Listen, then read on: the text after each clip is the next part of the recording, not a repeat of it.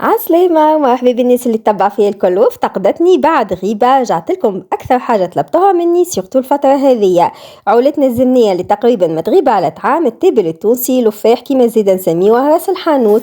هو تتبيلة متكونة من تشكيلة متاع بهارات.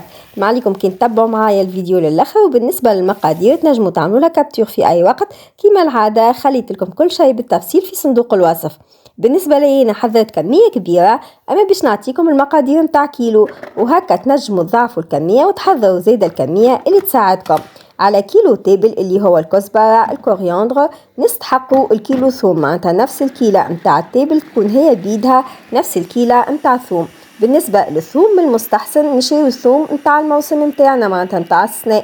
هكا يعطيكم معناتها تابل من بعد فاوح ومهم برشا. كيف نرحيوه بالباهي كيما باش تشوفوا معايا ليني سايب بالماء متاعو. بالطريقه هذه نضمنوا اللي هو من بعد باش يدخل في المكونات الكل، وهكا نتحصلوا على ابن راس حانوت.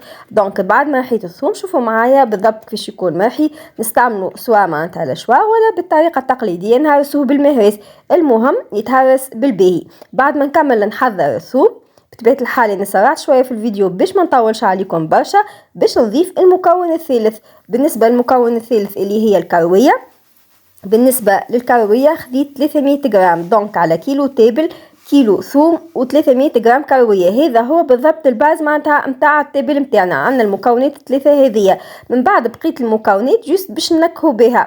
دونك عندي هنايا 100 جرام فلفل شايح متاع كوشة، بطبيعة الحال الفلفل هذايا فلفل مجفف باش نحيلو الزريعة متاعو الحبوب الموجودة من داخل.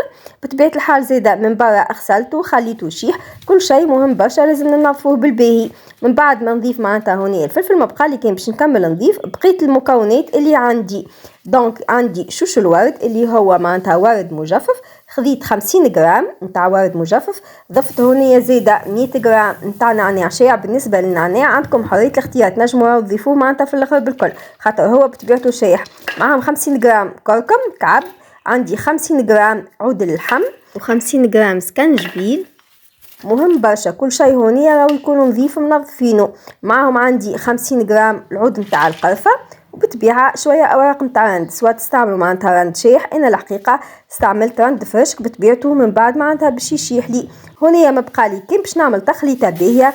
تبعوا معايا حتى التخليط معناتها عنده دور مهم باش نتحصلوا على تتبيلة معناتها ياسر بنينة. دونك كيما شفتوا معايا من الأول بالكل خلط بمغرفة متاع لوح، ومن بعد الحقيقة ما نجمش نستغنى على التخليطة متاع اليد. بالطريقة هذه نضمنوا اللي الثوم دخل بالباهي في التابل وبقيت المكونات اللي عنا. دونك بعد ما نعمل تخليطة باهية ما يبقى لي كان باش نخرج الخليط هذية التشكيلة هذية متاع البهارات، نخرجها ونخليها تشيح.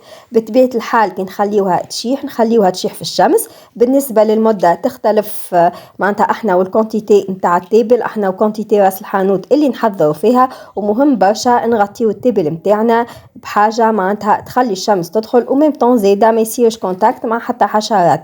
دونك هذا هو. بعد ما نغطيها هكا كل يوم نتفقد التابل اللي عندي ونعمل تحريته هكا تقريبا نحركه مرتين 3 مرات في النهار.